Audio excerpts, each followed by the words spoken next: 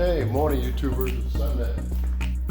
Car's been painted, reassembled. We've let it sit for about 3 weeks to a month. We've got the base coat on it, we've got the clear coat on it, we've got 3 coats of U-Pole clear. What we're going to do this morning is I'm going to cut it with 1200 grit wet sanding paper. And we'll follow up with 2000 grit. 2000 grit will be where I squeegee it and get it perfectly level. I could follow up with 3000 grit on a DA, but a lot of people don't have that at their disposal. So we're going to do the 2000 grit. Then I'm going to show you what I use to compound it. I'm not going to show you the compound in the car, but I'm going to show you all the different pads I'm going to use, what compound, and what polish I'm going to use on top of this. And you'll see the same results as I'm going to see. A couple of tricks I'm going to show you with the sandpaper today. Leave it in the water for about 10 minutes, and I use a flat block.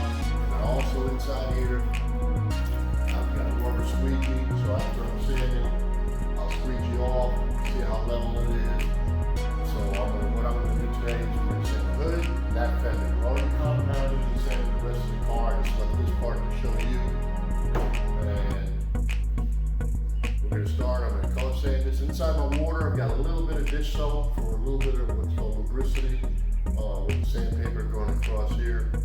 I'm going to sand this. We'll cut the video off. I'll show you what it looks like when it's sanded, a close-up of it. And then we'll come back and I'll show you what I'm going to use to compound this car. I'll show you the car being compounded. I'll show you the afterwards, but I'll show you everything I use to compound this car. Anyway, we're close to having the job done. All that's left is this fender, this hood, and this bumper to be sanded and compounded. The car is all assembled. I made a video of how I put this GT hood and its GT grill inside of a V6 Mustang, and it's real quick. I'll show you that one later on. For some guys that are just doing that mod, it's easier than you think. Relocating the horns and stuff is a piece of cake. Hey, this car's gonna be done for holiday like I planned. We're gonna take this to Tulsa. It's a large and holiday. It's a Mustang. I think it's called Mid-America. It comes every year. And I look forward to having the car there with my son. He's driving it. We'll see what happens. Got a new top on the car too. That came out great. I ordered that top from Amazon, and then I had a interior guy. He did the top, installed it, and fixed the door panels for me for all $400 of labor. So I got $500 in the top for it. So I got $900 of fixing the interior and getting a brand new top all done. Pretty good deal to me. First time I've ever dealt with a convertible. Anyway, let's get started on this. We need sand on this. I'll cut off the video, show you what it looks like after sanded, and then I'll lay out all the products I'm going to use to compound this. Hey, it's Sunday. Have a blessed day.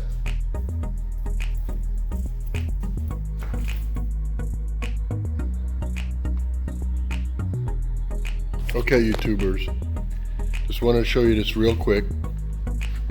What we've been doing is busting this open with 1200 grit wet sanding, okay? And I had an old bottle right there of it had no soap in it, just a teeny bit, refilled it with water, that way it's got a little spray deal on it. And that's so I could spray it on here while I'm wet sanding. So I've dried it off. And make sure you use a good towel. Like this is a microfiber towel. You can use something from your house or whatever. Don't use something that might scratch this car up. Then you got to try to polish the scratches out. So make sure whatever you're wiping off the car with is clean. Now what I did with it is it's blasted off already, knocked down with 1200. I'm going to follow up with 2000 grit, but I wanted to show you something. Now if we can look real close, you can see these. They're around, certain places around. So we're going to sand those out, okay? Like, we got another one here that's almost sanded out. On this side here, you see these spots right here. What those are, what's called nibs. That's what we call in the trade. Here's one that's hardly sanded. That way you can see a little bit better. Hold on. See these? This is happening when we're putting the clear down. Even though we were inside a controlled environment in a paint booth, those are dust particles. When the clear goes over it, it leaves little deals like that. Now here's the unsanded hood, and you can't really even see them. But you'll feel them every now and then, like I've just found one right here. Okay, but look at it. There it is in the clear. There, see it right there with the light hitting it? That's what it looks like, okay? But we're gonna sand those flat. That's why I'm using a block inside my sandpaper. There's a Duro block in there. And then I'm using this other 3M deal. All it is a piece of rubber. It's a squeegee, and I'll squeegee off to make sure I take the water off. I can see what I'm doing. All right, so that's the first hit. And then I gotta do the fender. I left the underside non-sanded so you could see the difference, okay? Some people are like, well, when do I stop? When do I stop? Okay, here's the deal. This car, trying to make the rest of this car look like the factory part. Factory's car has orange peel in it. Orange peel means, if you look right here, you'll see it looks like the skin of an orange. I don't know if I can capture it just right with the light, no. But it looked like the skin of an orange is on here. It's smooth, but you see these white tracks we have here? You can see little waves. That's orange peel, okay? So this clear lay down real well. It still had some orange peel. You'll see the orange peel left over in here. Sandpaper didn't get to. We're gonna leave some of that orange peel on here so it matches the rest of the car. Because this is a mistake you could possibly make. I could sand these fenders perfectly flat and then polish them out to perfection. But then the hood and the fender I replaced on the other side, and we blended into the door. It's gonna look better than the rest of the car did from the factory.